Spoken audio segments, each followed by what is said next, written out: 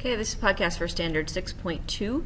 In this podcast, we're going to take a look at things that can influence the size of a population or lead to biodiversity in terms of speciation or extinction. So we're going to take a look at a lot of different things and factors that will influence how populations will change over time. So you'll recognize that limiting factors such as natural causes, human activity, climate, invasive species, and things like that can affect population sizes. And we'll identify that limiting factors can lead to changes in biodiversities of a community. So we're going to start by talking simply about population growth. Remember that population growth is, every population has a growth rate. It's one of the ways that we characterize a population. So the rate at which a population increases in size is a measurement of its growth rate. Well, populations can grow in a couple of different ways. This is a graph of exponential growth. In exponential growth, the population increases at a very constant rate.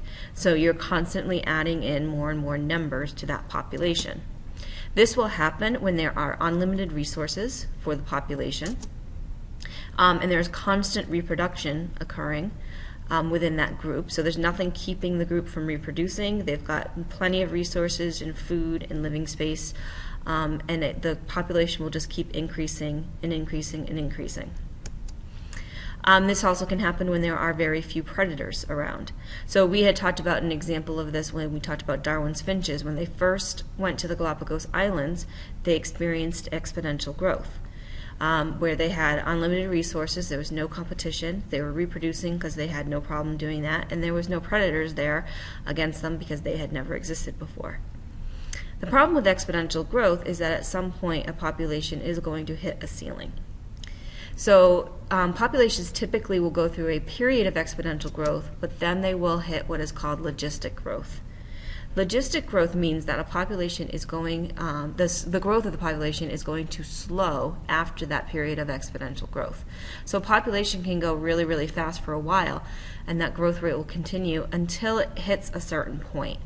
Once it hits this ceiling, then your population growth has to slow down. Reasons for that slowing down: there will be less resources available for everybody. So if there's less resources, that means there's less food, there's less living space. The population cannot just keep adding on more individuals. That will lead to less reproduction. This is where another case where survival of the fittest will come in. Those that are less fit are not going to be reproducing, and that's going to slow the rate down for the entire population. And very often at this point, those that are less fit are also going to not just not reproduce, but they could die, and you'll have more death. This is something that can actually happen with bacteria. You can grow bacteria in any kind of like a broth, and they will grow and grow and grow like crazy, but they will hit a point where they will all stop growing, and the environment can actually become toxic and kill all of them. But every population has this kind of ceiling. What we call that ceiling is its carrying capacity. So the largest number of individuals that an environment can sustain is that population's carrying capacity. And that carrying capacity could vary depending on the population, where it is, how much space it has. Okay, so a population that's experiencing exponential growth is eventually going to hit a carrying capacity, and it's going to move into this logistic growth. And this is basically a way of keeping the population from overpopulating itself. If a population overpopulates, it can actually lead to rapid death, and that's something that we're going to take a look at when we do the Kaibat deer. Okay, so when we look at population growth, the carrying capacity is determined by the number of resources that are available. Whether there are predators available. Predators can actually be a very important factor when controlling a population size. The amount of habitat that is available, the living spaces, those kinds of factors. And if there are any diseases that are that can happen in an area to a particular population. Diseases are actually a really good way of controlling populations. Diseases tend to take out the weaker members of a population and leave only the stronger ones behind. That can lead to stronger species in the long run. So what's going to determine your carrying capacity are all of these different factors, and that's going to keep a population from overpopulating. Overpopulation can be, like I said, a very negative thing for individuals. So we need to limit population growth. And so the way that we limit population growth is with limiting factors. A limiting factor is anything that's going to limit the growth of a population. So it could be competition between members of the same species or different species. It could be predation. Parasites and disease have a really good way of kind of controlling a population. And then changes in climate and droughts, things like that, natural disasters, those types of things can also be limiting factors. And then human disturbances have become a large or a major player in limiting population growth in certain areas. So these limiting factors come in two types. The first are called density-dependent limiting factor, and these are limiting factors that can affect a population only once they reach their carrying capacity. So once a population has gotten extremely large, the density-dependent limiting factors are going to come into play. So example, only once your carrying capacity is reached, that competition really becomes a big deal. Once your carrying capacity is reached, predation is going to become very important to get that population back down. And even parasites and disease typically are going to have a huge effect on a population, either when it's very, very big or when it's very, very small. But parasites and disease can help to control these kinds of things, these out of control populations, by getting the number back down. If a parasite and disease comes into a population that's very small, you can have some major bad effects on that population, and it can become very small and eventually lead to extinction for that species. So here we have a picture of a bear grabbing onto some salmon, and that's obviously a predation, and that relationship is actually really important for both the bear and the salmon. The salmon is being selected, it's going to lower the population overall for the salmon. So that particular salmon is not very happy, but it's good for the entire population, and obviously the bear is getting food. Okay. Now remember, in density-dependent limiting factors, something like a predator-prey relationship, a lot of times they have to kind of evolve together. So here's a lion and a gazelle, and the gazelle's getting a jetpack, so the lion is like, oh, I'm going to get you with some rockets here. So they're kind of evolving together. If they don't, let's say the gazelle gets really fast and the lion can't catch it anymore, then the lion population will die out, which will lead to overpopulation of the gazelles, and then they would eventually die out. So that relationship and that balance is incredibly important. All right, so one type of density-dependent limiting factor that has come into play, and this is a human influence, is the introduction of an invasive non-native species. So an invasive non-native species is a species that enters a community where it is not usually found. This happens a lot with humans. We'll carry produce or we'll carry a plant back from a foreign country where we just visited, thinking, oh, this thing's really cool and I want to bring it back, and it's carrying insects that are not supposed to be found in our area. And those insects get free and they reproduce, and they can actually have serious effects. Okay, so sometimes when we introduce a non-native species, it can have a very bad effect on the native species that are already there. There could be increased competition between the two species, overuse of the resources, land gets taken away. This happens a lot with different kinds of plants. And sometimes that new species comes in carrying a disease that the native species of the area are unable to fight, and that can cause some serious problems. So there's an example of a disease causing native species that actually wiped out an entire species of trees in North America. Okay, so what we can end up having happen when we introduce non-native species is a decrease in biodiversity of an ecosystem. And when you decrease biodiversity, you're decreasing the number of different living things that are there, and that oftentimes can lead to extinction because some species are going to run out of food, and if they can't get anything to eat, they're unable to reproduce. So we have to be very careful about introducing non-native species into areas. The American chestnut tree is the example I was talking about. In 1900, some Japanese chestnut trees were brought to the U.S. People liked Japanese chestnut trees because they were small, and they looked really nice in the yard, and they had flowers, and they made chestnuts, and people really liked them, whereas the American chestnut tree is a humongous tree. It can be 80 feet tall, way too big to have in your yard, so a lot of people didn't want them, but the Japanese ones were these nice little trees that looked good in your yards. So they were imported into the United States. Unfortunately, the Japanese chestnut trees were carrying a fungus And that fungus caused the death of almost every chestnut tree in America. So the Japanese trees were immune to the fungus because they were used to it. The American trees weren't.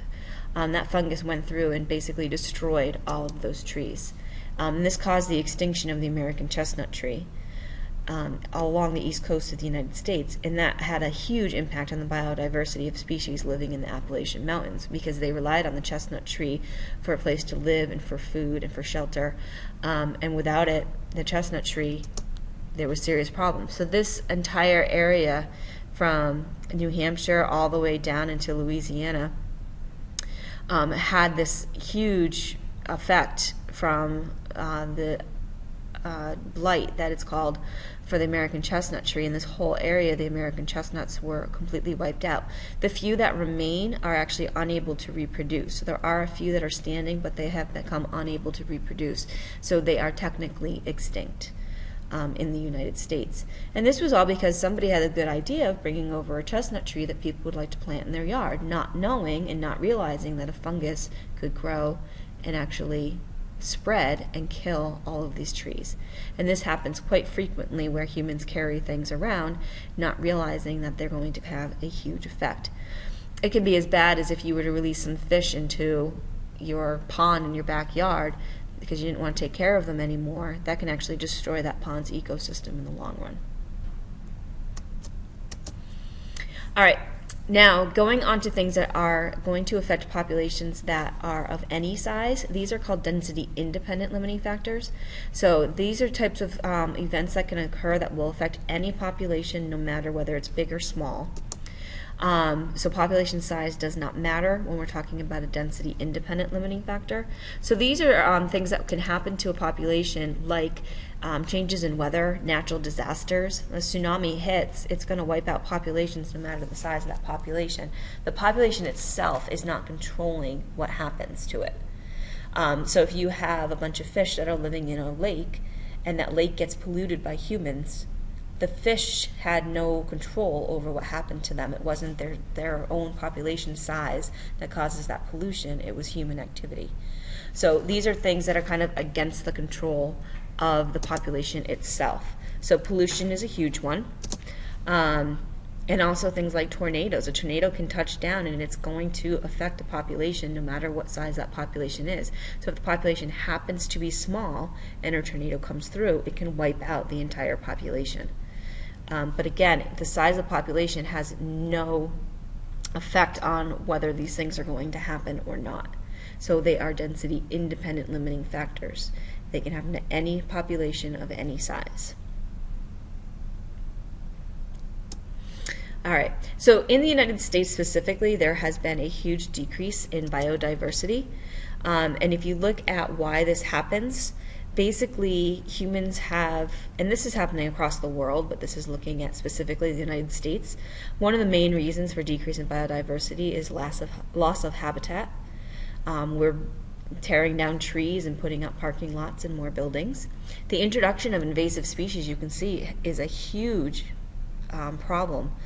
And that is just happening all the time. People really kind of think about what they're doing, and that's why if you travel from a different country and come through customs, they won't let you bring in wild fruit and things like that. You want to try to transport an animal, they have to be in quarantine for 6 months now because this has become such a huge issue. Pollution is a problem, over-exploitation, that's overusing resources, and then to a small degree, diseases. So we're going to take a look at each of these. Okay, so the human influence decreasing. Number one, habitat loss from clear-cutting forest, putting up buildings, putting up roads. Huge amounts of the rainforest are knocked down every day to make grazing areas for cattle, for the beef industry. Getting rid of those forests, we are destroying the habitat of thousands of different species, and they have nowhere to go, and that can lead to their extinction. The introduction of the invasive species, as we have said, we'll do an example of the zebra mussel and what that has, the effect that's had on some different rivers and stuff. Pollution, especially carbon dioxide emissions, are leading to global warming. That is an increase in the overall temperature on Earth, and that has a pretty bad chain reaction melting the ice caps, making more the ocean waters rise, less land, all of those kinds of things. Overexploitation is overhunting, fishing, or farming of land. If you farm the same plot of land over and over again, you end up depleting it of nutrients that are needed for the plants. We can overhunt areas and overfish areas, and that can be a serious problem, and that can lead to decreased biodiversity. And basically, any time that you do these things, you decrease the genetic variation among the population, and that makes them less able to adapt to the changing environmental conditions. Remember, we said that if the gene pool gets small, like the tigers, when there is a change to the environment, which will happen eventually, there will not be enough genetic variation there for them to be able to adapt to that environment. Nobody will be able to adapt, and the population very likely will die out. Okay. In the next podcast, we're going to start to take a look at some of the different interactions that happen, especially in terms of the density-dependent limiting factors.